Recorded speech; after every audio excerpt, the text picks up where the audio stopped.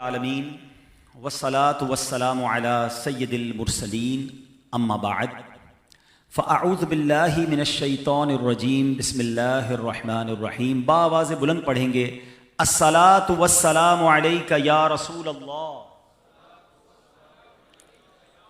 وعلی آلک واصحابک یا حبیب اللہ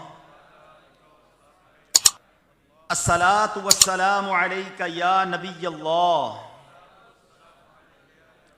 وَعَلَىٰ آلِكَ وَأَصْحَابِكَ يَا نور اللہ۔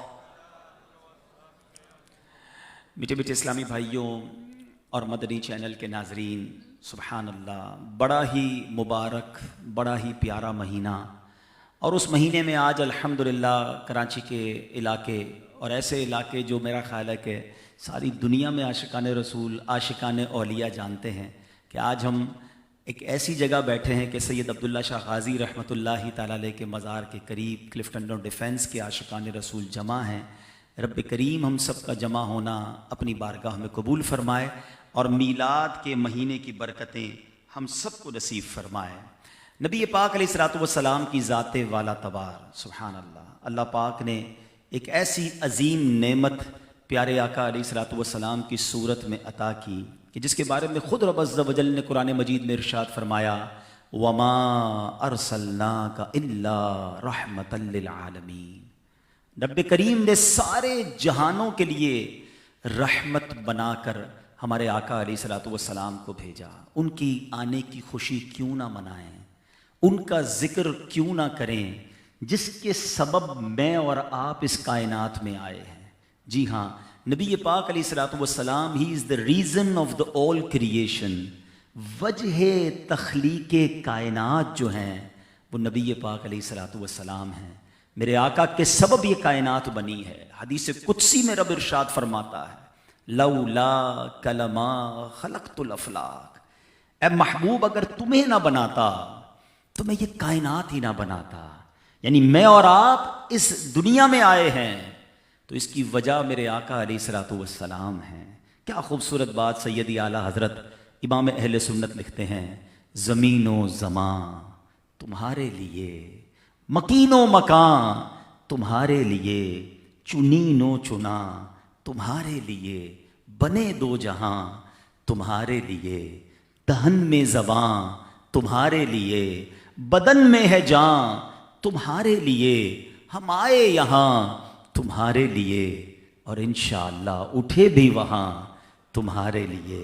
سبحان اللہ، شاعر مشرق جب نبی پاک علیہ الصلوۃ والسلام کی بارگاہ میں ہدیہ نعت لکھنے کے لیے، شان بیان کرنے کے لیے قلم اٹھاتے ہیں تو کیا خوب لکھتے ہیں، لوح بھی تو، قلم بھی تو، تیرا وجود الکتاب، گنبد آبگینہ رنگ تیرے محیط میں حباب، عالم آب و خاک میں تیرے ظہور سے فروغ، ذرہ ریگ کو دیا تو نے طلوع آفتاب۔ ذرا اس شعر کو سمجھیے گا، اس کی خوبصورتی سمجھیے۔ ذرہ ریگ جس کو کوئی نہیں پہچانتا، جب اسے نبی پاک سے نسبت ہو جاتی ہے تو وہ ریت کا ذرہ بھی طلوع آفتاب کا درجہ پا لیتا ہے۔ مدینے کو جب تک میرے آقا مدینے تشریف نہ لے گئے تھے، یہ مدینہ یثرب کہلاتا تھا، بیماریوں کی آماج گاہ تھی، لوگ اس کی آب و ہوا سے پریشان تھے، مگر جب قدم مصطفیٰ لگ گئے صلی اللہ تعالی علیہ وسلم، آج مدینہ سارے جہان کے لیے مرکز بنا ہوا ہے۔ آج وہاں کی ہوا میں شفا، آج وہاں کی خاک میں شفا، اور یہ بھی میں نہیں کہہ رہا، نبی پاک علیہ الصلوۃ والسلام فرمایا کرتے، جس کا مضمون ہے کہ مدینے کے غبار میں شفا ہے۔ کیا خوبصورت بات شاعر لکھتے ہیں کہ نہ ہو آرام جس بیمار کو سارے زمانے سے۔ پہلے وہی مدینہ بیماریاں ملتی تھیں، اب آقا تشریف لے گئے نا، ذرہ ریگ کو دیا تو نے طلوع آفتاب، اب کیا حال ہے کہ نہ ہو آرام جس بیمار کو سارے زمانے سے، اٹھا لے جائے تھوڑی خاک ان کے آستانے سے۔ آج وہاں کی خاک بیماروں کے لیے تریاق اور شفا بنی ہوئی ہے۔ سبحان اللہ، ان کا میلاد منانے کے لیے، ان کا ذکر خیر کرنے کے لیے ہم جمع ہوئے ہیں، اور اللہ کریم سے دعا ہے کہ مرتے دم تک ان کے ذکر کرنے والوں میں ہمیں شامل چرچا بلند کرنے والوں میں ہمارا نام شامل رہے، کیونکہ یہ سچی بات یہ ہے کہ ہمارے نصیب ہیں، اللہ پاک نے یہ ہمیں ہمارے مقدر جگائے ہیں کہ ہماری زبان کو، ہمارے وقت کو یہ موقع ملا کہ ہم نبی پاک علیہ الصلوۃ والسلام کا ذکر خیر کر رہے ہیں، ورنہ میرے آقا کا چرچا تو سارے عالم میں ویسے ہی بلند رہا ہے۔ سیدی اعلیٰ حضرت لکھتے ہیں نا کہ فرش والے، ہم تو زمین پر رہنے والے ہیں نا، فرش والے تیری شوکت کا علوم کیا جانے۔ حضور آپ کی جو بلندی ہے نا، یہ ہم زمین پر رہنے والے کیا جانے ہیں، آپ کا جو مرتبہ ہے وہ کیا ہے۔ کیا خوبصورت بات لکھتے ہیں، فرش والے تیری شوکت کا علوم کیا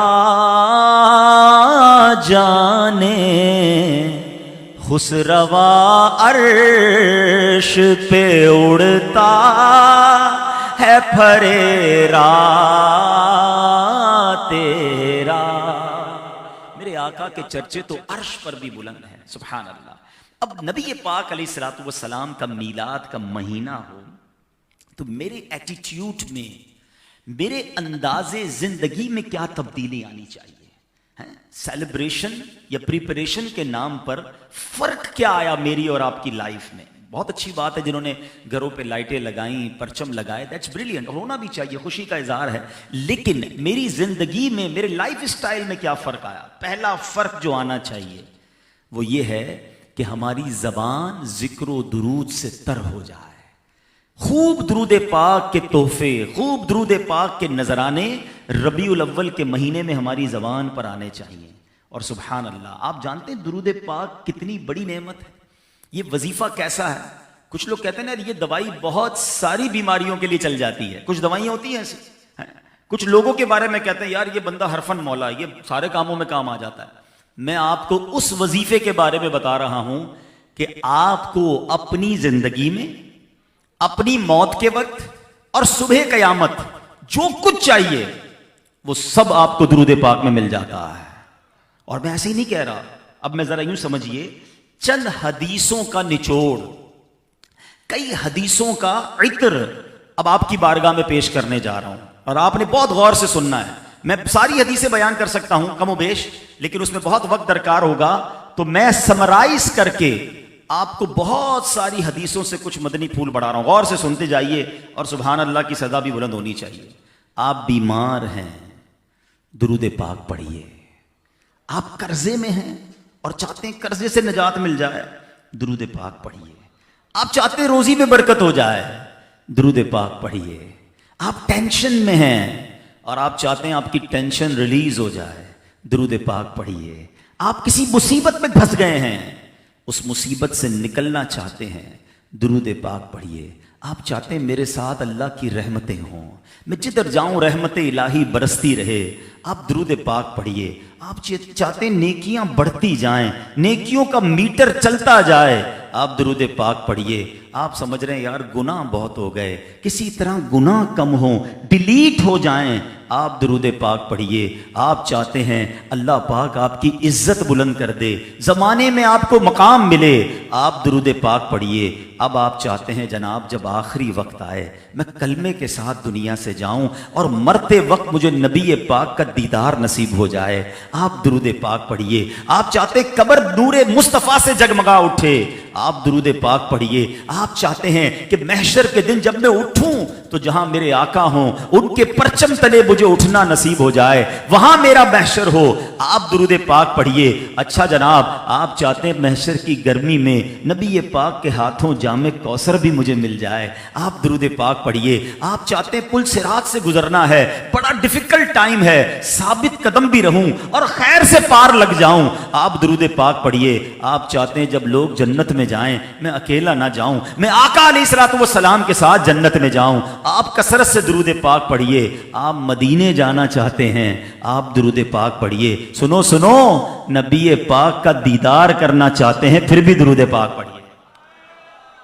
اللہ اکبر یا رسول اللہ۔ اور یہ میں نے ساری باتیں جتنی کہی ہیں، جو لوگ کتابوں کو پڑھتے ہیں، جنہوں نے یہ حدیثیں سنی ہیں، وہ ریئلائز کر رہے ہوں گے کہ یہ ہر فضیلت پر ایک حدیث موجود ہے کم و بیش، کہ ان تمام جگہوں پر نبی پاک نے فرمایا جو یہ چاہتا ہے وہ درود پڑھے، جس کو یہ چاہیے وہ درود پڑھے۔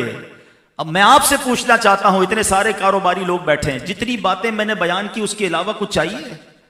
جو کچھ مجھے دنیا میں چاہیے، میں روزی میں برکت چاہتا ہوں، میں بیماری سے بچنا چاہتا ہوں، میں ذلت سے بچنا چاہتا ہوں، میں عزت چاہتا ہوں، میں ٹینشن سے بچنا چاہتا ہوں، میں خوشحال زندگی گزارنا چاہتا ہوں، میں کلمے والی موت چاہتا ہوں، میں قبر میں روشنی چاہتا ہوں، میں پل صراط پر ثابت قدمی چاہتا ہوں، میرے آقا کے ساتھ جنت میں جانا چاہتا ہوں۔ Being a Muslim whatever I need in my دنیا اینڈ ہیئر آفٹر، مسلمان ہونے کی حیثیت سے جو کچھ مجھے دنیا میں چاہیے، جو قبر میں چاہیے، جو موت کے وقت چاہیے اور جو محشر میں چاہیے، وہ سب تو درود پاک میں ہے۔ پھر بتاؤ میں درود پاک نہیں پڑھتا تو یہ کتنی بڑی محرومی ہے۔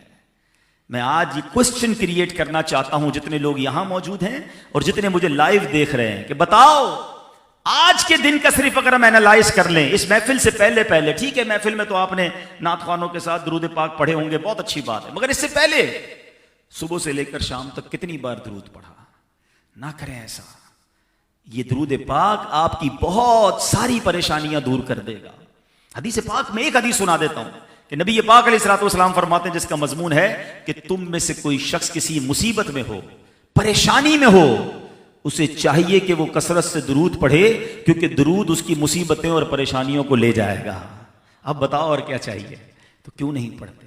تو آج یہ نیت کر کے جائیں۔ پہلا میسج آج کے اجتماع کا، جو پہلا چینج میرے اور آپ کے اندر آنا چاہیے، وہ یہ ہے کہ ہم کثرت سے چلتے پھرتے اٹھتے بیٹھتے درود پاک کا ورد شروع کر دیں۔ آپ اپنی آنکھوں سے اس کا فائدہ دیکھیں گے، دنیا میں بھی دیکھیں گے، انشاءاللہ آخرت میں بھی ملے گا۔ آئیے مل کر محبت کے ساتھ درود پاک پڑھ لیں۔ صلو علی الحبیب صلی اللہ تعالی علی محمد صلی اللہ علیہ وسلم۔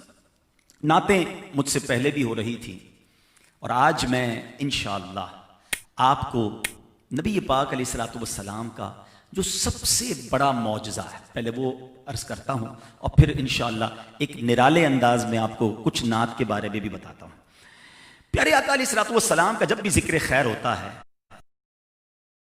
کہ جب ہم معجزات کے بارے میں سنتے ہیں، میریکلز آف رسول اللہ صلی اللہ تعالی علیہ وسلم، جب بھی ایک عاشق رسول نبی پاک کے معجزات کے بارے میں سنتا ہے نا، وہ بڑا ہی انرجیٹک فیل کرتا ہے۔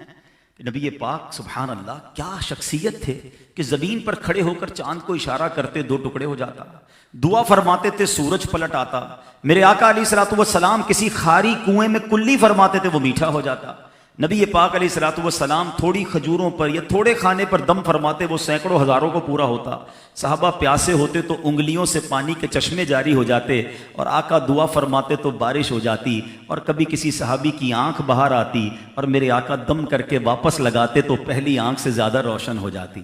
معجزات ہی معجزات ہیں، کتنے معجزات ہیں۔ سیدی اعلیٰ حضرت کہتے ہیں نا، سرتاب قدم ہے تنے سلطان زمن پھول، سرتاب قدم ہے تنے سلطان زمن پھول، لب پھول بدن پھول زکن پھول دہن پھول، آقا تنکا بھی ہمارے تو ہلائے نہیں ہلتا، تم چاہو تو ہو جائے ابھی کوہ مہن پھول۔ تیرے آقا وہ ہیں، لیکن ہم یہ سنتے ہیں، آئی وٹنس تو نہیں ہے نا، دیکھا تو نہیں ہے۔ جب سنتے ہیں تو اتنا مزہ آتا ہے، جن صحابہ نے دیکھا ہوگا ان کا مقدر کیسا ہوگا۔ مولا علی کی قسمت سوچو کہ آقا ان کی گود میں آرام کر رہے ہیں اور جب دعا کی تو ان کے سامنے ہی سورج پلٹا ہوگا نا۔ حضرت ابوبکر صدیق کی قسمت دیکھو کہ سانپ نے کاٹا تھا، زہر نظر آ رہا ہے مگر نبی پاک کے لعاب دہن سے زہر چلا گیا۔ یہ سارے معجزات صحابہ دیکھتے تھے، مگر آپ جانتے ہیں ایک معجزہ ایسا ہے جو آج بھی ہمارے درمیان موجود ہے، ہم آج بھی اس کی برکتیں لوٹ سکتے ہیں۔ باقی معجزات تو ہم نے نہیں دیکھے، اور مزے کی بات یہ ہے کہ وہ جو میریکل ہے، وہ جو معجزہ ہے، وہ نبی پاک علیہ الصلوۃ والسلام کا سب سے بڑا معجزہ ہے، اور اس کو اعظم المعجزات کہا جاتا ہے، the biggest miracle of رسول اللہ صلی اللہ تعالی علیہ وسلم۔ وہ معجزہ کیا ہے؟ وہ قرآن مجید فرقان حمید ہے۔ 1400 سال 1450 سال اپروکسیمیٹلی ہو گئے، ایک لفظ آگے پیچھے نہیں ہو سکا۔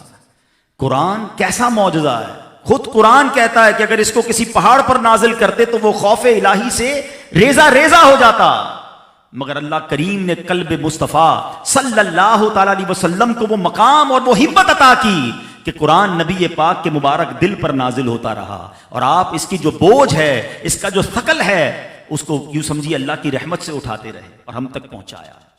قرآن مجید ایک شاندار اعجاز جو ہماری آنکھوں کے سامنے ہے، دنیا کی جو آپ کی فیوریٹ بک ہو۔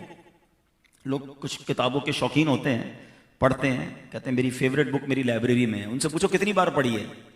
ایک بار، دو بار، مشکل سے 3 بار۔ بہت بڑی کتاب ہو، بہت مشہور ہو تو 4 بار پڑھ لو گے، پھر اب اور کتنی پڑھو گے؟ 3-4 بار بعد کتاب پڑھنے کو جی نہیں چاہتا۔ قرآن وہ ہے 1000 بار پڑھ لو، ہر بار نیا لطف دیتا ہے۔ قرآن پرانا نہیں ہوتا، یہ قرآن کی وہ شان ہے جو آپ کی میری آنکھوں کے سامنے ہے۔ قرآن صحیح پڑھنے والا مل جائے، سمجھ نہیں آتا پھر بھی آنکھوں سے آنسو نکلنا شروع ہوتے ہیں۔ یہ قرآن کی روحانیت ہے۔ دنیا کی ایسی کوئی کتاب نہیں جو لاکھوں دلوں میں محفوظ ہے۔ زبر زیر سے پیش کا فرق نہیں۔ 5-6 سال کا بچہ جس کی مادری زبان پنجابی، میمنی، اردو، سندھی ہوتی ہے، مگر عربی کا قرآن پورا اسے یاد ہو جاتا ہے۔ یہ ہماری آپ کی آنکھوں کے سامنے یہ معجزہ موجود ہے۔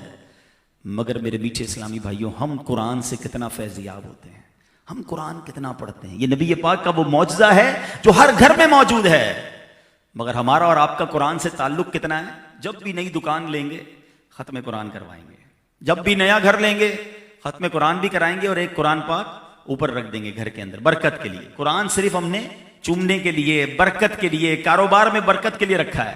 قرآن میں خزانہ کیا موجود ہے، اس کو تلاش کرنے کی کس کو فکر ہے؟ آپ کو معلوم ہے اس میں کتنا خزانہ ہے اور ہم نے اس میں سے کیا لیا ہے؟ میں آج اسی ٹاپک پر چند مدنی پھول قرآن کی ہی بات کریں گے۔ اس ایک واقعے سے مزید اس کو ایلوبریٹ کر دیتا ہوں، پھر بات کو لے کے آگے چلتے ہیں۔ ایک بوڑھی خاتون تھی، اس کا بیٹا جو ہے وہ ابراڈ جو ہے پیسے کمانے گیا۔ وہ ماں غریب تھی بیچاری، بیمار بھی تھی، بیٹے سے محبت بہت کرتی تھی۔ بیٹا ہر مہینے ماں کو ایک لیٹر بھیجتا۔ بیٹا وہ لیٹر، ماں کو جب وہ لیٹر ملتا، ان پڑھ تھی بیچاری، اس خط کو لیتی، چومتی اور کہتی میرے بیٹے نے باہر سے ولایت سے خط بھیجا ہے، ایک ڈرا میں رکھ دیتی۔ دوسرے مہینے پھر خط آیا، پھر چوما، پھر اس نے دراز میں رکھ دیا۔ تیسرے مہینے پھر خط جمع ہوتے گئے، ماں بیمار ہوتی گئی، کھانے کو تھا کچھ نہیں، علاج کو پیسے نہیں۔ آخر بوڑھی ماں کا انتقال ہو گیا۔ انتقال ہونے کے بعد جب لوگوں نے اس کا گھر صاف کیا، ڈرا کھولی تو بہت سارے انویلپ، اور جب ان انویلپس کو کھولا نا تو ان تمام خطوط کے اندر منی آرڈر تھا۔ بیٹا ہر مہینے پیسے بھیجتا رہا، ان پڑھ ماں کو پتہ ہی نہیں تھا کہ یہ پیسے ہیں۔ پیسے مل جاتے، علاج بھی کراتی، خوراک بھی اچھی کھاتی، پتہ ہی نہیں تھا، وہ چوم کے رکھ دیتی تھی دراز کے اندر۔ یہ ایگزامپل ہے۔ آج ہم کیا کر رہے ہیں قرآن کے ساتھ؟ چومتے ہیں اور رکھ دیتے ہیں۔ ہمیں نہیں پتا اس میں میرے اور آپ کے لیے کتنے خزانے موجود ہیں۔ پڑھیں گے، سمجھیں گے، عمل کریں گے تو پتا چلے گا نا کہ کیا کچھ موجود ہے۔ اب آؤ، میں صرف نعت خوانی کی بات چونکہ چل رہی تھی، آج میں آپ کو صرف قرآن سے نبی پاک کی نعت سناتا ہوں کہ صرف قرآن کو اگر اس نظر سے دیکھا جائے کہ قرآن شان مصطفیٰ صلی اللہ تعالی علیہ وسلم کیسے بیان کرتا ہے۔ اتنی آیتیں ہیں، بہت ساری آیتیں ہیں، مگر میں ایک جائزہ مختصراً آپ کو پیش کرتا ہوں تاکہ آپ کا ایمان تازہ ہو۔ وہ پنجابی شاعر بڑی پیاری بات لکھتے ہیں نا کہ دساں کی میں مصطفیٰ دی کیڈی سونی شان ہے، آپ دی تعریف وچ سارا ہی قرآن ہے، پڑھ کے تو ویکھ جیڑا مرضی سپارا، قسم خدا دی مینوں سب نالو پیارا۔ اب آپ کی سبحان اللہ کی صدائیں ہوں گی اور آپ سنتے جائیے اور ایمان تازہ کرتے جائیے کہ میرے رب عز و جل نے اپنے حبیب علیہ الصلوۃ والسلام کا ذکر قرآن میں کیا تو کس شان سے کیا۔ سبحان اللہ۔ سورہ فتحہ آیت نمبر 29 میں نبی پاک علیہ الصلوۃ والسلام کو رب نے محمد الرسول اللہ فرمایا۔ سورہ آل عمران آیت نمبر 33 میں آپ علیہ الصلوۃ والسلام کو مصطفیٰ قرار دیا۔ مصطفیٰ کا مطلب سمجھتے ہو؟ چوزن ون، سلیکٹڈ، منتخب ہوا۔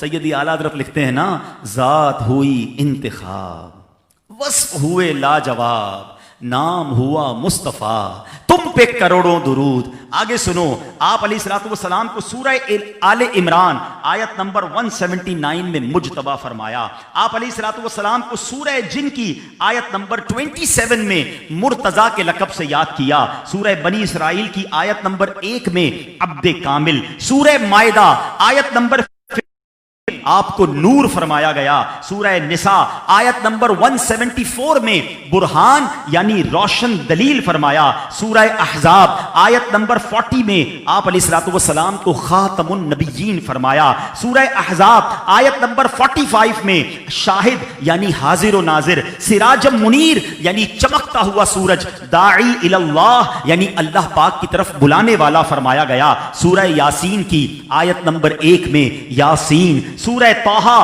آیت نمبر 1 میں طٰہٰ، سورہ بقرہ آیت نمبر 119 میں بشیر یعنی خوشخبری سنانے والا اور نذیر یعنی ڈر سنانے والا فرمایا گیا. سورہ مزمل آیت نمبر 1 میں آپ علیہ الصلوۃ والسلام کو مزمل فرمایا. سورہ مدثر آیت نمبر 1 میں مدثر فرمایا گیا. سورہ آل عمران آیت نمبر 164 میں اللہ پاک نے آپ علیہ الصلوۃ والسلام کو مومنوں پر اپنا احسان فرمایا. سورہ انبیاء آیت نمبر 160 میں آپ علیہ الصلوۃ والسلام کو تمام عالمین کے لیے رحمت فرمایا. سورہ قلم آیت نمبر 4 میں آپ کو صاحب خلق عظیم فرمایا. سبحان اللہ. سورہ بنی اسرائیل کی آیت نمبر 1 میں صاحب معراج فرمایا. سورہ بقرہ آیت نمبر 33 میں دعائے ابراہیمی. تو سورہ صاف آیت نمبر 6 میں بشارت عیسیٰ فرمایا. سورہ کوثر آیت نمبر 1 میں صاحب کوثر. تو سورہ بنی اسرائیل کی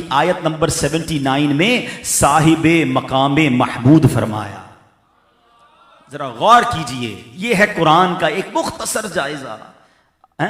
یا محمد میں کہتا رہا، نور کے موتیوں کی لڑی بن گئی، آیتوں سے ملاتا رہا آیتیں، پھر جو دیکھا تو نعت نبی بن گئی. تو سبحان اللہ، یہ صرف قرآن کا ایک وصف میں نے بیان کیا.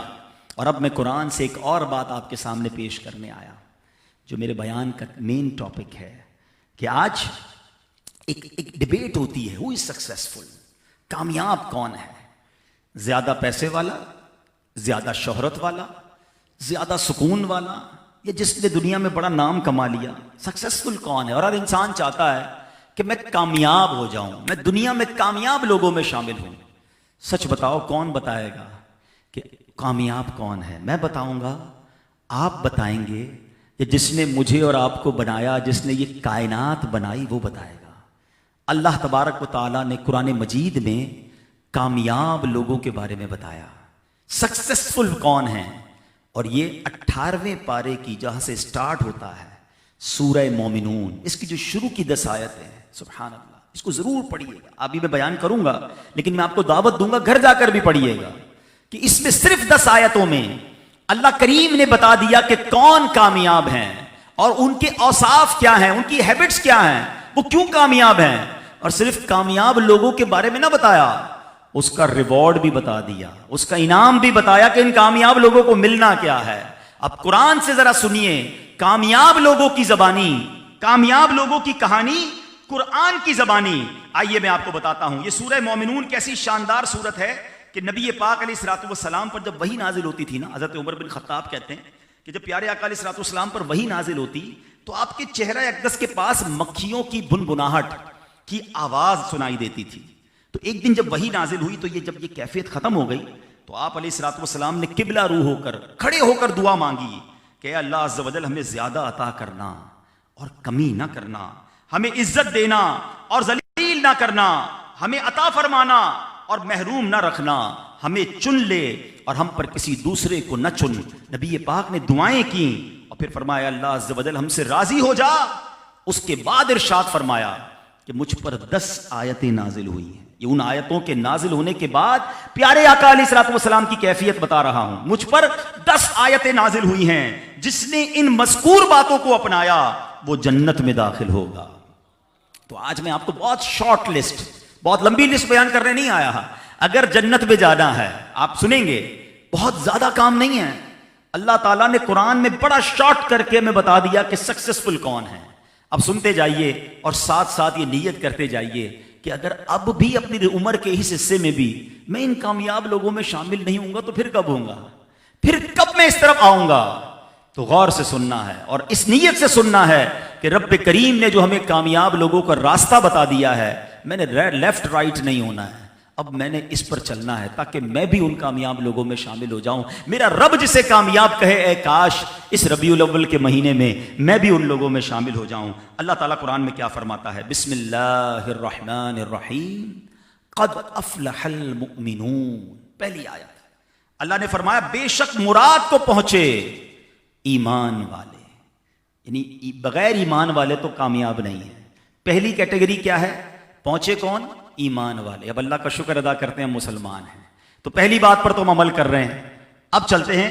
اللہ فرماتا ہے کہ وہ کیسے ایمان والے ہیں؟ ان لوگوں کے اوصاف کیا ہیں؟ فرمایا الذین هم فی صلاتہم خاشعون. ترجمہ جو اپنی نماز میں خشوع و خضوع والے ہیں. نماز پڑھتے ہیں مگر توجہ نماز میں ہے، فوکس ہے نماز میں، خشوع و خضوع ہے. ہمارے اسلاف کے بارے میں تو آتا تھا کہ وہ ایسے نماز پڑھتے تھے کہ ایک بزرگ کے بارے میں آتا، ان کے برابر میں ایک گھر تھا تو بچی کہتی ماں وہ روز چھت پر ایک ستون نظر آتا تھا، وہ اب نظر نہیں آ رہا. تو ماں نے بتایا بیٹا وہ ستون نہیں تھا، وہ بزرگ تھے جو رات کو نماز پڑھتے تھے. اس طرح کھڑے ہو کر ادب کے ساتھ، فوکس کے ساتھ اللہ کی بارگاہ میں جیسے حاضر ہونا ہے ایسے نماز پڑھا کرتے ہمارے اسلاف. مگر آج ہمارا حال کیا ہے کہ نماز میں سارے حساب کتاب، سارے خیالات ہمیں نماز میں ہی آنے ہیں. کبھی ٹیسٹ لینا ہو نا اپنی نماز کا تو کبھی بھی، جیسے آج جنہوں نے عشاء کی جماعت سے نماز پڑھی ہو، یہ جب بھی آپ نماز تلاوت والی نماز پڑھیں امام صاحب کے پیچھے، سلام پھیرتے ہی ذرا اپنے آپ سے پوچھیں یار امام صاحب نے تلاوت کیا کی تھی؟ تو سلام کے بعد بھی یاد نہیں ہوگا کون سی کی تھی، کیونکہ دھیان تو کہیں اور تھا. وہ ایک بڑا مشہور چٹکلا ہے نا کہ ایک صاحب تھے، وہ ان کی جماعت چلی گئی تو وہ رونے لگ گئے. تو دوستوں نے کہا یار کوئی بات نہیں، اچھی بات ہے، تم بڑی فکر ہے لیکن اللہ معاف کرنے والا ہے. کہتے نہیں اس لیے نہیں رو رہا کہ جماعت چلی گئی، میں روزانہ دکان بند کر کے عشاء کی نماز میں 4 فرض میں اپنے حساب کر لیتا تھا، اب خود کرنا پڑے گا. مطلب سمجھانے کے لیے کہ آج ہماری نمازوں کا یہ حال ہے. نہ کریں ایسا. نماز میں فوکس کیسے ملے گا؟ پہلے تو نماز پڑھیں. سب سے بڑا تو پرابلم یہ کہ بڑی تعداد تو نماز ہی نہیں پڑھتی. نماز پڑھیں اور پھر نماز میں فوکس ہو. اور اس فوکس کا طریقہ کیا ہے؟ میں آپ کو طریقہ بتا دیتا ہوں. اس کا آسان طریقہ یہ ہے کہ جو کچھ آپ نماز میں پڑھتے ہیں نا اس کا ترجمہ یاد کر لیں. جب آپ کو ترجمے کے ساتھ نماز یاد ہوگی نا تو آپ کو پتا ہوگا کہ امام صاحب کیا پڑھ رہے ہیں یا آپ کیا پڑھ رہے ہیں. جو صورتیں آپ نارملی پڑھتے ہیں اس کا ترجمہ پڑھ لیں، 3-4 بار پڑھ لیں تو یاد ہو جائے گا. اور نارملی 30واں پارہ 30th پارے سے ہی امام صاحب بھی تلاوت کر رہے ہوتے ہیں نارملی. تو 30th پارہ اگر آپ نے ترجمہ اور تفسیر سے پڑھا ہوا ہوگا تو آپ کا نماز میں دل لگے گا. یقین کریں جس کو سمجھ آتا ہے نا قرآن، اور کبھی امام صاحب تلاوت اچھی کرنے والے ہوں تو جی نہیں چاہتا امام صاحب رکوع میں جائیں، یہ اور سنائے رب کی باتیں، یہ اور بتائیں ہمیں قرآن. لیکن مسئلہ یہ کہ جس کو سمجھ آ رہا ہے اس کو یہ لطف آ رہا ہے نا، تو قرآن کا لطف لو. قرآن کی جو آپ کی نماز ہے وہ اگر خشوع و خضوع والی ہے تو یہ کامیاب لوگوں کا پہلا وصف ہے کہ ایمان والے ہیں اور نماز میں خشوع و خضوع اختیار کرنے والے ہیں. اب آگے چلتے ہیں. اگلی آیت وہ کیا ہے کہ اللہ کے حبیب علیہ الصلوۃ والسلام پر جو آیتیں نازل ہوئیں اس میں فرمایا گیا والذین هم عن اللغو معرضون، اور وہ جو فضول بات سے منہ پھیرنے والے ہیں، فضول باتوں کی طرف التفات نہیں کرتے. آج ہمارا حال کیا ہے کہ ان باتوں میں زندگی زیادہ گزر رہی ہے نہ جس کا دنیا میں فائدہ ہے نہ جس کا آخرت میں فائدہ ہے. ٹائم، لوگ کہتے ہیں ٹائم پاس کر رہا ہوں. اللہ کے بندو یہ ٹائم قیمتی ہے، ایک ایک سانس قیمتی ہے، اس میں نیکیاں کما لو، آخرت کی تیاری کر لو، یا چلے رزق حلال کمائیں، لیکن فضول کاموں میں ٹائم صرف کر رہے ہیں. کامیاب لوگوں کا وصف فرمایا کہ وہ فضول باتوں کی طرف، فضول کاموں کی طرف التفات نہیں کرتے. احادیث میں آیا، نبی پاک علیہ الصلوۃ والسلام فرماتے ہیں کہ آدمی کے اسلام کی اچھائی میں سے یہ ہے کہ وہ لا یعنی چیز چھوڑ دے، یعنی جو چیز کارآمد نہ ہو اس میں نہ پڑے، زبان، دل اور دیگر اعضاء کو بیکار باتوں کی طرف متوجہ نہ کرے. مثال کے طور پہ 4 دوست بیٹھیں گے اور سناؤ کیا ہو رہا ہے آج کل، ڈالر کا ریٹ کیا چل رہا ہے؟ بھائی آپ کو خریدنے ڈالر؟ اچھا سونے کا کیا دام ہوا؟ پیٹرول کدھر پہنچا؟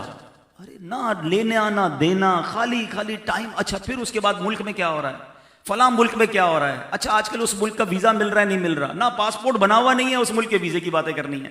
خالی خالی بس کچھ تو بات کرنی ہے نا. اتنی دیر گھنٹہ 2 گھنٹہ گپ شپ ہوئی، بات چیت ہوئی، ملا کیا آپ کو؟ حالانکہ ذرا مل کر کہیے سبحان اللہ، الحمدللہ، زور سے کہو نا اللہ اکبر. آپ کو پتہ ہے ان 30 سیکنڈ میں آپ نے کیا کما لیا؟ کاروباری لوگ بیٹھے ہیں یہاں پر نا، بڑے کیلکولیٹڈ لوگ بیٹھے ہیں، مجھے نظر آ رہے ہیں، بڑے بڑے ریئل اسٹیٹ والے، بڑے بڑے بلڈر، بڑے بڑے کاروباری لوگ بیٹھے ہیں. آپ تو کیلکولیٹ کرتے ہو نا مہینے میں کتنے کمائے. میں ایک بار بیٹھا تھا ایسے ہی حساب کیا میں نے کہا یار جو بندہ 10 لاکھ روپے کماتا ہے مہینے کے، ٹھیک ہے، وہ روز کتنے کماتا ہے؟ تو اپروکسیمیٹلی 33,000 روپے آیا حساب، ٹھیک ہے، روز کے 33,000 اس کی ایوریج کمائی ہو گئی. گھنٹے کے کتنے کماتا ہے؟ تو حساب کیا تقریباً 1200-1300 روپے اس کا گھنٹہ ہو گیا. منٹ کے کتنے کماتا ہے؟ تو تقریباً 200-225 روپے اس کا منٹ ہو گیا. 30 سیکنڈ میں کتنے کماتا ہے؟ تو کرتے کرتے 100 روپے پہ آ گئی بات. 10 لاکھ روپے مہینے کمانے والا 30 سیکنڈ میں 100 روپے کماتا ہے. اگر وہ 20 لاکھ کماتا ہے مہینے کے تو 200 روپے ہو گئے 30 سیکنڈ کے. ایسے ہی ہے نا، 5-10 روپے کا آگے پیچھے حساب ہوگا، میں دماغ سے ہی کر رہا ہوں، کیلکولیٹر سے نہیں کر رہا ہوں، ٹھیک ہے، سمجھانے کے لیے. 30 سیکنڈ میں 500-1000 روپے سے زیادہ نہیں کما سکتے. بڑے سے بڑا آدمی اگر ادھر بیٹھا ہے، کروڑوں روپے مہینے کمانے والا بھی اس کے 30 سیکنڈ 1000 روپے کے بنتے ہیں، ٹھیک ہے نا. اب جتنے بیٹھے ہو نا سارے ہم اپنے پیسے ملا لیتے ہیں. کیا ہم سب کے پاس یہ پاور ہے کہ ہم مل کر جنت میں ایک درخت خرید لیں؟ Is there anybody have a power to buy a tree in heaven? ہے کوئی ہم میں سے ایسا؟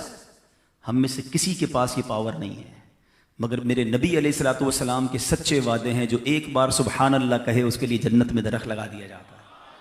ایک بار الحمدللہ کہے جنت میں درخت لگ جاتا ہے. ایک بار اللہ اکبر کہے جنت میں درخت لگ جاتا ہے. 2 گھنٹے دوستوں میں بیٹھ کر فضول باتیں کر رہے ہیں، موبائل پر بیٹھے ہیں، 2 گھنٹے کے بعد پوچھو کیا دیکھا؟ پتہ نہیں کیا دیکھا، بس گھما ہی رہا تھا. 2 گھنٹے نکال دیے. یہ تمہاری زندگی کی ویلیو ہے؟ کتنے حرام کام دیکھ لیے، کتنے میوزک سن لیے، کتنی بدنگاہی ہو گئی، سوچا ہی نہیں تم نے. بزرگان دین کا مائنڈ سیٹ کیسا تھا؟ یہ کاروباری لوگ بیٹھے نا، آپ کا ایک سیزن ہوتا ہے. لوگ کہتے ہیں بھائی آج کل پراپرٹی کا سیزن ہے، گھومنا پھرنا بعد میں، آج کل ذرا کام چل پڑا ہے، ڈیفنس چل پڑا، فلاں علاقہ چل پڑا ہے، چلتے رہتی باتیں. کوئی کہتا ہے نہیں گارمنٹ کا سیزن، کوئی کہتا ہے ہمارا فلاں سیزن میں کام. بندہ بولتا ہے یار گھومنا پھرنا فضول باتیں نہیں، کام پہ دھیان دو، بعد میں گھومیں گے پھریں گے. ایسا ہی نا. آپ کو پتہ ہے جب تک میری اور آپ کی سانسیں ہیں نا، نیکیوں کا سیزن لگا ہوا ہے.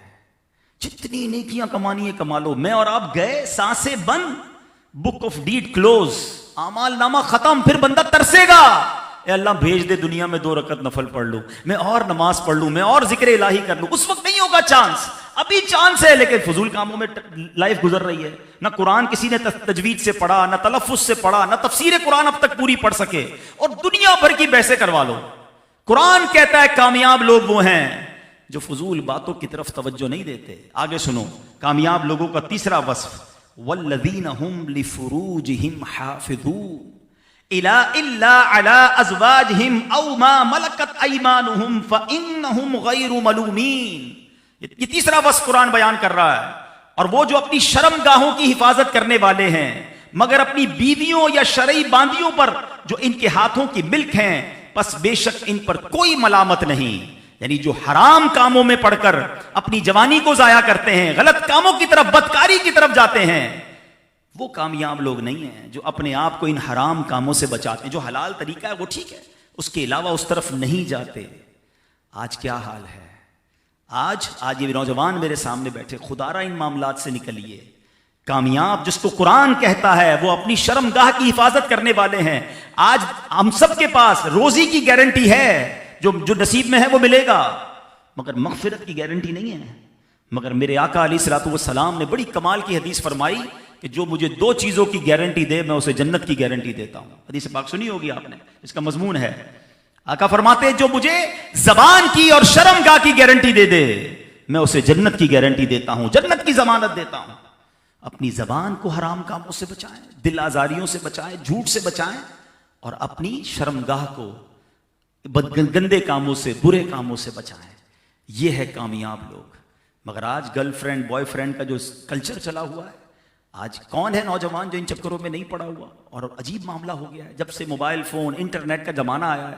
خدا را ان کاموں سے اپنے آپ کو بچائیں، ورنہ قرآن کہتا ہے جو کامیاب لوگ ہیں، میں آگے آپ کو جب انعام بتاؤں گا نا، اللہ نے قرآن میں انعام بیان کیا ہے. اگر سکسیسفل ہونا چاہتے ہو، کیونکہ یاد رکھیں بندہ کہتا نہیں یار ہم تو صرف فرینڈز ہیں، پہلے آنکھ بہکتی ہے، پھر دل بہکتا ہے، اور پھر شرمگاہ بہکتی ہے. یہ آنکھ کا دروازہ ہی بند کرنا ہوگا، حرام دیکھنے سے بچنا ہوگا.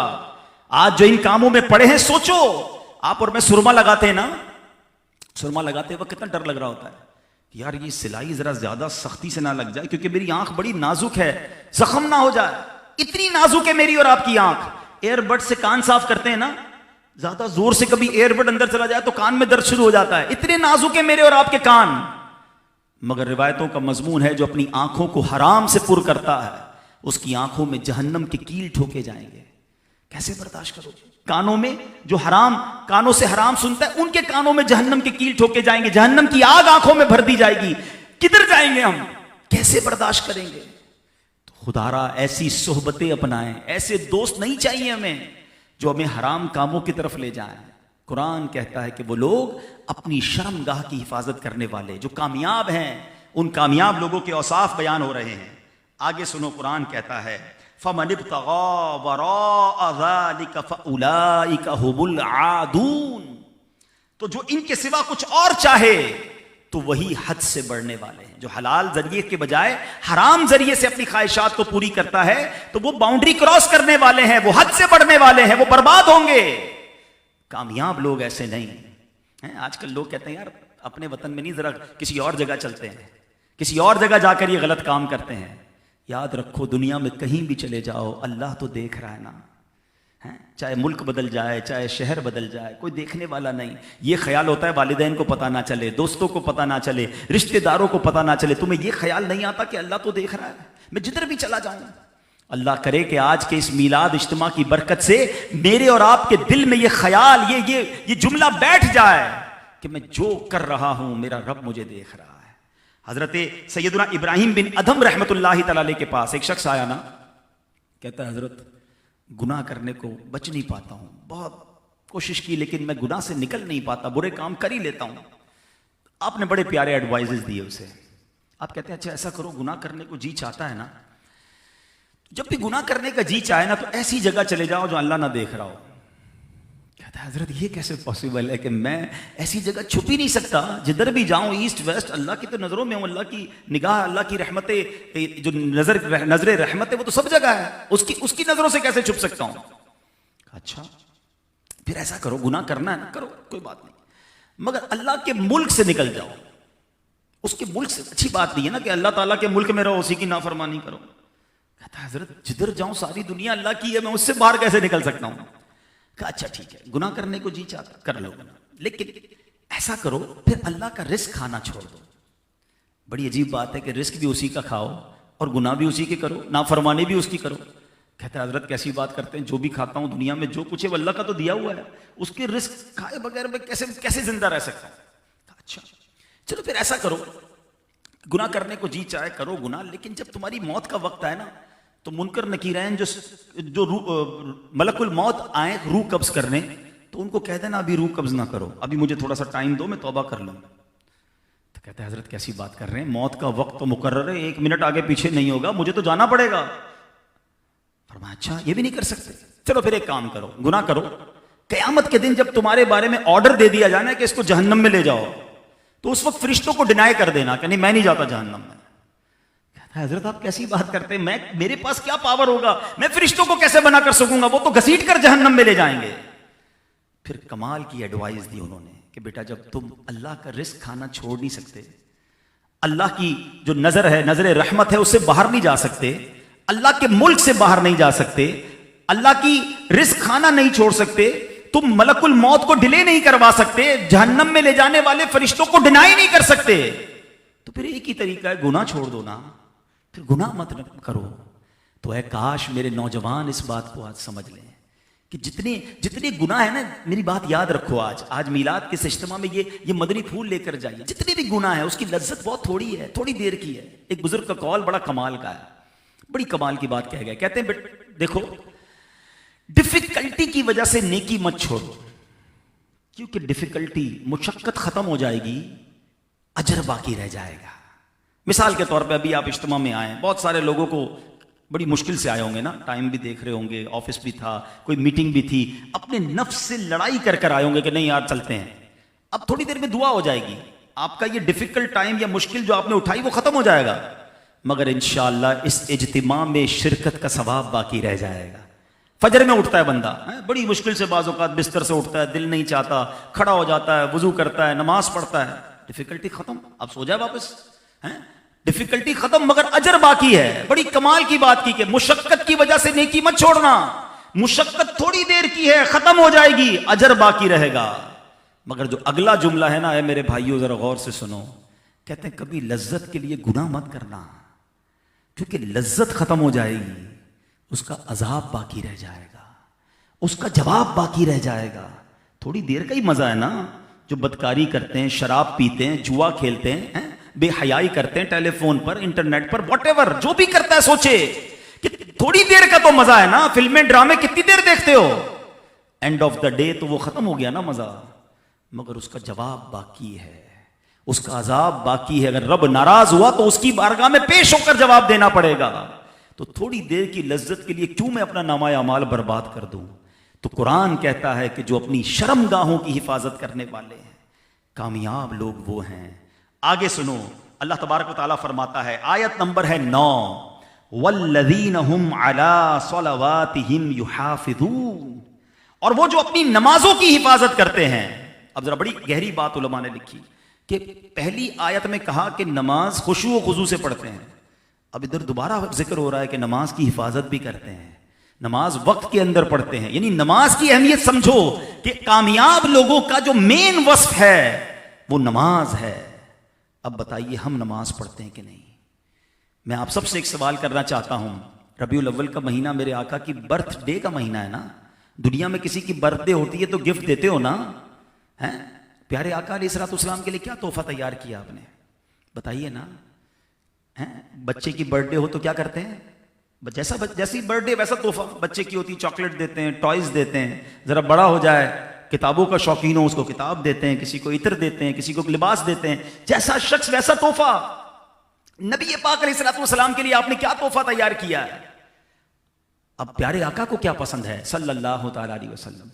نبی پاک فرماتے ہیں جعلت قرۃ عینی فی الصلاۃ, نماز میں میری آنکھوں کی ٹھنڈک ہے.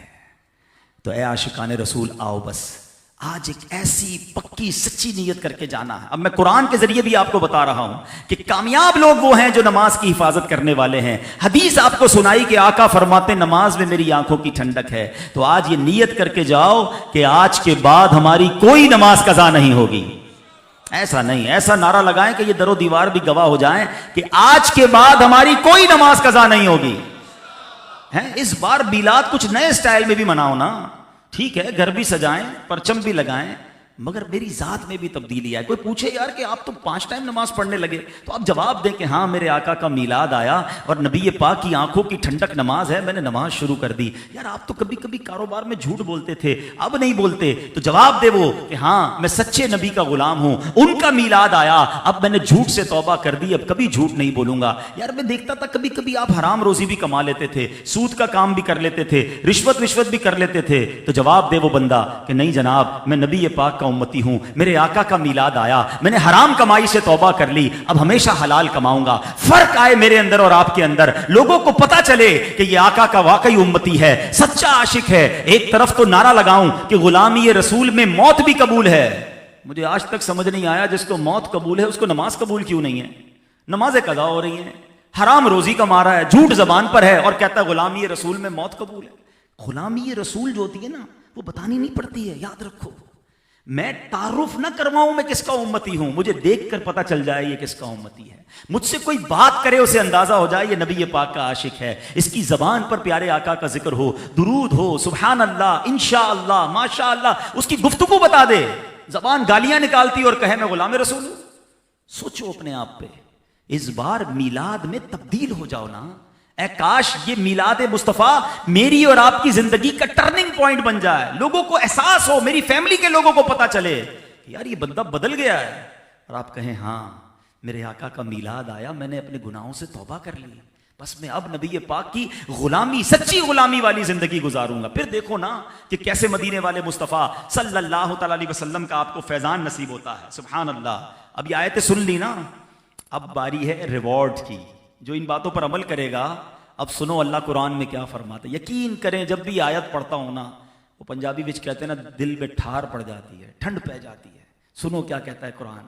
قرآن کہتا ہے جو یہ لوگ کرنے, یہ جو اعمال ہے نا, یہ جو کرتا ہے اس کو ملے گا کیا؟ فرمایا اولئک هم الوارثون. ہائے ہائے ہائے. فرمایا یہی لوگ وارث ہیں. کس کے؟ وراثت میں کیا ملے گا؟ سنو، اولئک هم الوارثون. فرمایا الذین یرثون الفردوس. یہ وہ لوگ ہیں جو فردوس کی میراث پائیں گے. اور آگے سنو، کتنے دن کے لیے، کتنے سالوں کے لیے؟ قرآن کہتا ہے ہم فیہا خالدون. ہمیشہ ہمیشہ اس میں رہیں گے. جنت الفردوس یہ جنتوں میں بھی سب سے اوپر والی کیٹیگری ہے. خود نبی پاک علیہ الصلوۃ والسلام ارشاد فرماتے کہ جب بھی اللہ تبارک و تعالیٰ سے سوال کرو تو اللہ سے جنت الفردوس کا سوال کیا کرو. حدیث پاک سنو، پیارے آقا علیہ الصلوۃ والسلام فرماتے ہیں، حضرت معاذ بن جبل اس کے راوی ہیں، کہ جنت میں 100 درجے ہیں. 2 درجوں کے درمیان اتنی مسافت ہے، اتنا ڈسٹنس ہے کہ پیارے آقا علیہ الصلوۃ والسلام نے فرمایا جتنی زمین اور آسمان کے درمیان مسافت ہے، فردوس سب سے اعلیٰ اور درمیانی جنت ہے، اور اس سے اوپر رحمان عز و جل کا عرش ہے. اس سے جنت کی نہریں نکلتی ہیں. جب تم اللہ تعالیٰ سے سوال کرو تو جنت الفردوس کا سوال کرو. لہذا ہر مسلمان کو چاہیے وہ جب اللہ تعالیٰ سے جنت کی دعا مانگے تو جنت الفردوس ہی کی دعا مانگے. مگر قرآن نے تو انعام فرما دیا نا، اولئک هم الوارثون. یہ وہ لوگ ہیں جو وارث ہیں. اور کس کے وارث ہیں؟ جنت الفردوس کے وارث ہیں. میں نے کوئی بہت بڑی لسٹ بیان نہیں کی. اتنے روزے رکھنے ہیں، اتنے سجدے کرنے ہیں. فضول کاموں سے اپنے آپ کو بچا لو. نماز کی پابندی کر لو. نماز میں خشوع و خضوع لے آؤ. اپنی شرمگاہ کی حفاظت کریں. یہ وہ کام ہیں جو اتنے ڈیفیکلٹ نہیں ہیں. صرف پھنستے ہم پتہ ہے کہاں ہیں؟ ہماری صحبتیں، ہماری کمپنیز ایسی ہیں جو ہمیں بعض اوقات نیکیاں نہیں کرنے دیتی. تو آج میں آپ کو ایک مشورہ دینے آیا ہوں کہ خدارا اپنی صحبتوں کو تھوڑا سا چیک کر لو. وہ دوست کس کام کے کہ جب میں نیکی کروں تو میرا مذاق اڑائے، مولوی بن گیا، نمازیں پڑھنے لگ گیا. وہ نہیں چاہیے دوست. مجھے وہ دوست چاہیے جب میں گناہ کی طرف جاؤں تو مجھے نیکی کی طرف لے کر آئیں. احادیث میں یہ مضمون ملتا ہے کہ دوست وہ ہوتا ہے جس کو دیکھ کر خدا یاد آ جائے. بتاؤ آج ہمارا کوئی دوست ایسا ہے جس کو دیکھ کر خدا یاد آئے؟ ہمارے دوستوں کو دیکھ کر تو ہمیں سنیما یاد آتا ہے، کوئی نہ کوئی الٹا ہی کام یاد آ رہا ہوتا ہے. ایسے دوست بنائیں جو دیکھ کر ہمیں واقعی خدا یاد آئے، ہمیں وہ آخرت کی یاد دلائے، ہم غلط راستے پہ جائیں تو ہماری اصلاح کرے. تو ماشاءاللہ دیکھیں نا، آج یہ آپ کے دوستوں نے ہی اجتماع سجایا نا. یہاں آج کوئی کنسرٹ نہیں ہو رہا، آج یہاں کوئی گناہوں کا کام نہیں ہو رہا. آپ کے پاس آئے، آپ کو دعوت دی، ماشاءاللہ یہ ارینجمنٹ کیا. یہ کتنی اچھی دوستی نبھائی دعوت اسلامی والوں نے کہ آپ سب کو. اچھا کئی لوگوں کو ہو سکتا ہے یہ دعوت دی گئی ہوگی کہ جناب اپنے قیمتی وقت میں سے وقت نکال کر ذرا اجتماع میں آئیے. سچی بات بتاؤں، یہ قیمتی وقت تو اب ہو رہا ہے. جو میرا اور آپ کا وقت اللہ اور اس کے رسول کے ذکر میں گزر جائے نا، وہی وقت قیمتی ہے. ان بھائیوں نے میرا اور آپ کا وقت قیمتی بنا دیا. یہ جو 1 ڈیڑھ 2 گھنٹے ہم نے گزارے نا، یہ انشاءاللہ بروز قیامت بھی کام آئیں گے. تو ایسے وقت ملتے رہیں، ایسی صحبتیں ملتی رہیں. اس کے لیے تھوڑی سی ایفرٹ آپ کو یہ کرنی ہوگی کہ جہاں جہاں آپ رہتے ہیں، تقریباً all around the Karachi, all around the Pakistan دعوت اسلامی والے موجود ہیں. ان کے ساتھ کنیکشن میں آ جائیں، ہمارے اجتماعات میں شرکت کریں. آج کل تو ماشاءاللہ روزانہ مدنی چینل پر روزانہ رات کو مدنی مذاکروں کے سلسلے ہوتے ہیں. آپ مدنی چینل کو فالو کرنا شروع کریں، اسے دیکھیں تو یہ والی باتیں اور سنیں گے. اپنی فیملی کے ساتھ بیٹھ کر دیکھیں، سب کی تربیت ہوگی اور انشاءاللہ ہم گناہوں والی زندگی سے بچ جائیں گے اور نبی پاک کی سنتوں کے مطابق زندگی گزارنے میں کامیاب ہو جائیں گے. آج قرآن کی بات ہوئی ہے اور دعوت اسلامی قرآن کو جس پیارے انداز میں سکھاتی ہے اور پوری دنیا میں جو اس نے نیٹ ورک بنایا ہے، میں نہیں سمجھتا کہ دنیا میں قرآن پاک کی خدمت کوئی اور تنظیم اتنے بڑے پیمانے پہ کرتی ہو. میں ایک ایگزامپل دیتا ہوں آپ کو.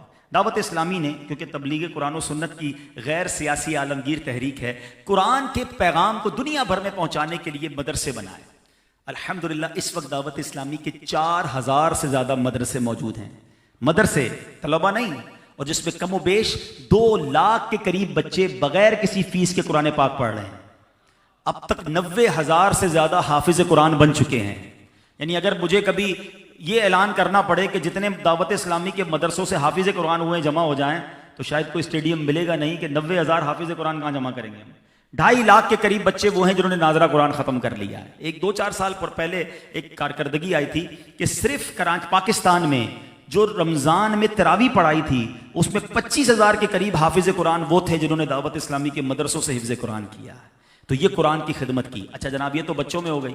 اب بڑے کہتے ہیں یار ہم بچوں کے ساتھ تو نہیں پڑھیں گے نا، غلطی ہو گئی، نہیں پڑھ سکے بچپن میں، اب ہمیں کوئی قرآن پڑھا دے لیکن بچوں کے ساتھ نہیں پڑھیں گے۔ ان کا ایکسکیوز کیسے ختم کیا کہ پوری دنیا میں دعوت اسلامی نے شام میں، رات میں، مسجدوں میں مدرسۃ المدینہ بالغان بنا دیے کہ آپ اپنی مرضی سے عشاء کی نماز میں جائیں مسجد میں، صرف بڑے لوگ ہوں گے، ایک قاری صاحب دعوت اسلامی والے آئیں گے، 10-15 منٹ میں آپ کو قرآن، آپ کا تلفظ ٹھیک کر دیں گے، آپ کو انشاءاللہ تجوید کے ساتھ پڑھائیں گے۔ تو یہ بھی ماشاءاللہ ہزاروں کی تعداد میں بن گئے، لاکھوں لوگ پڑھ رہے ہیں۔ مگر اب ایک اور ایکسکیوز آ گیا، باقی چیزوں کے لیے ایکسکیوز نہیں ہوتا ہمارے پاس، اس کے لیے ہوتا کہ نہیں یار وہ دکان سے ذرا لیٹ آتے ہیں، کاروبار لیٹ ختم ہوتا ہے، باقی گھومنے پھرنے، ڈنر، کہیں بھی جانا ہے اس کے لیے ٹائم نکل ہی آتا ہے، قرآن کے لیے نہیں ہوتا۔ بہرحال تو ہم بھی شیطان سے مقابلہ کر رہے ہیں، ہمیں بھی پتہ ہے بہانہ تو آئے گا، ہم نے الحمدللہ اس کو زبردست طریقے سے کاؤنٹر کیا، اور میں سمجھتا ہوں دس از دا یونیک وے۔ دعوت اسلامی نے کیا کیا، ہم نے ایک شعبہ بنایا مدرسۃ المدینہ on line, Faizan on line academy, اور اس میں کیا کیا، one of the unique department of دعوت اسلامی، کہ ہم نے آن لائن قرآن پڑھانا شروع کیا۔ اسٹارٹ لیا تھا آج سے 7-8 سال پہلے، اللہ نے کرم کیا، اس وقت آپ کو جان کر حیرت ہوگی کہ دنیا کے 80 ملکوں میں اور 17,000 سے زیادہ اسٹوڈنٹ اس وقت آن لائن قرآن پاک پڑھ رہے ہیں۔ نہ صرف قرآن پڑھ رہے ہیں، درس نظامی کر رہے ہیں، حدیث پاک پڑھ رہے ہیں، بہنیں بھی پڑھ رہی ہیں، بھائی بھی پڑھ رہے ہیں۔ تو آج میں آپ سب کو آفر کرنے آیا ہوں، ہمارا پیچھے سٹال بھی موجود ہے، آپ کی مرضی کا ٹائم، جو ٹائم آپ کے پاس ہے، بہانہ آپ تو ختم ہو گیا نا، رات 12 بجے فارغ ہو جاتے ہیں، 1 بجے رات فارغ ہو جاتے ہیں، صبح 7 بجے فارغ ہوتے ہیں، 24/7 جو ٹائم آپ کے پاس ہے، آپ کو جانا کہیں نہیں ہے، موبائل فون آپ کے پاس ہے، انٹرنیٹ آپ کے پاس ہے، اپنی مرضی کا ٹائم بتائیں، باہر ہمارے اس کلائم میں بیٹھیں، آپ کی رجسٹریشن کریں گے اور آپ کی مرضی کے ٹائم کے مطابق آن لائن قاری صاحب 1 to 1 آپ کو قرآن پاک پڑھا دیں گے۔ اب بتاؤ، ایسے فنگر ٹپ پہ اگر مجھے قرآن سکھانے والا کوئی مل جائے، پہلے آپ تلفظ سے قرآن پڑھ لیں، پھر آپ کہیں آپ مجھے تجوید بھی پڑھائیں، مجھے آپ ذرا تفسیر بھی پڑھائیں، وہ سب پڑھائیں گے آپ کو، آپ پڑھتے رہیں اور قرآن کے روزانہ آپ قرآن کے ساتھ اٹیچ ہو جائیں گے۔ سوچو یار، بینگ اے مسلم میں پورے دن میں تھوڑا بھی قرآن نہ دیکھوں، لیکن اس مدرسے آن لائن سے آپ کو فائدہ یہ ہوگا۔ اچھا، صرف آپ کے لیے نہیں ہے، یہ آفر آپ کی فیملی کے لیے بھی ہے۔ اسلامی بہنوں کو لیڈیز پڑھائیں گی، جینٹس کو جینٹس پڑھائیں گے، بچوں کو بھی پڑھائیں گے ہم میں ایسے بہت سارے گھرانوں کو جانتا ہوں کہ گھر کے 10 افراد ہیں، 10 کے 10 آن لائن پڑھ رہے ہیں، بچہ بھی پڑھ رہا ہے، بچی بھی پڑھ رہی ہے، ماں بھی پڑھ رہی ہے، والد بھی پڑھ رہا ہے، سب سیکھ رہے ہیں۔ تو اور اس کی فضیلت پتہ ہے کیا ہے؟ میرے آقا فرماتے ہیں خیرکم من تعلم القرآن وعلمہ، تم میں بہترین وہ ہے جو قرآن سیکھے اور دوسروں کو سکھائے۔ سبحان اللہ، تو ان بہترین لوگوں میں شامل ہو جاؤ نا۔ تو آج اس بار کا میلاد تھوڑا سا ہٹ کے ہونا چاہیے، آپ میلاد کے مہینے میں قرآن سے اٹیچ ہو جائیں۔ تو جاتے ہوئے ہمارے سے سٹال کو وزٹ کیجئے گا۔ ابھی تھوڑی دیر پہلے میں ایک میٹنگ سے ہو کر آیا ہوں اور میں چاہ رہا ہوں کہ آپ کو بھی ایک خوشخبری میں پہلا اناؤنسمنٹ کر رہا ہوں میں، یہ جسٹ آپ یہاں آنے سے پہلے میں وہیں تھا، شارع فیصل میں تھا، اور وہاں ہم ایک مدنی مشورے میں ایک میٹنگ میں تھے۔ دعوت اسلامی اپنا ایک ڈپارٹمنٹ شروع کرنے جا رہی ہے، اور یہ ایک پائلٹ پروجیکٹ ہے، اور انشاءاللہ پھر یہ پوری دنیا میں اس کی کاپی پیسٹ ہوگی۔ اور میں نے سوچا کہ چلیں آج کلفٹن ڈیفینس کے اس اجتماع میں ہی اس کا اناؤنسمنٹ کر دوں، اور اس میں اگر کوئی خوش نصیب حصہ ملانا چاہے تو وہ ہم سے رابطہ کرے کہ یہ ہم کرنے جا رہے ہیں فیضان ریہیبلیشن سینٹر۔ وہ بچے جو معذور ہیں، جو بول نہیں سکتے، یا جن کی ہاتھ پاؤں کے حوالے سے جسمانی میں معذوری کی پرابلم ہے، تو ان کی ریہیبلیشن کے لیے ان کی ایکسرسائز بھی ہو، ان کی فزیوتھراپی بھی ہو، اور ان کو کوئی ایسی چیز سکھا دی جائے، ہنر سکھا دیا جائے تاکہ وہ زمانے میں مانگنے والے نہ بنیں، وہ اپنے پیروں پر کھڑے ہو کے اپنا روزگار بھی کما سکیں، دین بھی سیکھ سکیں۔ یہ ایسا کام ہے، آپ جب دیکھیں گے تو آپ کی آنکھوں میں آنسو آ جائیں گے۔ یہ دکھیارے مسلمانوں کی اتنی بڑی خدمت ہے، وہ ماں باپ جن کے بچے معذور ہیں وہ اس کو اچھی طرح سمجھتے ہیں۔ تو یہ ایک پائلٹ پروجیکٹ ہم نے آج فائنل کیا ہے، اور انشاءاللہ اس کو پھر ہم گریجولی نہ صرف پاکستان بلکہ دنیا بھر میں لے کر جائیں گے۔ تو یہ ایک ایسی نیکی ہے، اگر آپ میں سے، ہم شارع فیصل پر ہم نے ایک جگہ دیکھی ہے، ابھی میں وہ جگہ دیکھنے گیا تھا، اور ہم اس کو آن کرنے جا رہے ہیں۔ موسٹ پروبیبلی تقریباً ابھی ہمیں پائلٹ پروجیکٹ کے لیے 1 سال کے لیے 50 لاکھ روپے ایک پروجیکٹ کی ہم نے کاسٹ بنائی ہے، اور مجھے بڑی امید ہے کہ پہلا پروجیکٹ بن گیا اور اس کو ہم نے چینل پہ جب دکھانا شروع کیا تو پھر انشاءاللہ آگے ہمیں ڈونیشن میں پرابلم نہیں آئے گی۔ لیکن وہ کہتے ہیں نا، بیج ڈالنے والا، درخت لگانے والا، اس کا اجر اور ہوتا ہے۔ تو آپ میں سے کوئی یہ نیکی کمانا چاہیں تو آپ مجھ سے یا ہمارے ذمہ داران سے بات کر سکتے ہیں۔ دعا کر دیں کہ اللہ پاک دعوت اسلامی کو اپنے تمام نیک مقاصد میں کامیابی عطا فرمائے۔ ایک بار پھر میں شکریہ ادا کروں گا ہمارے تمام ذمہ داران کا اور عہدیداران کا جنہوں نے یہ اجتماع سجایا۔ اللہ پاک آپ کو اس کی بہترین جزا عطا فرمائے۔ صلو علی الحبیب۔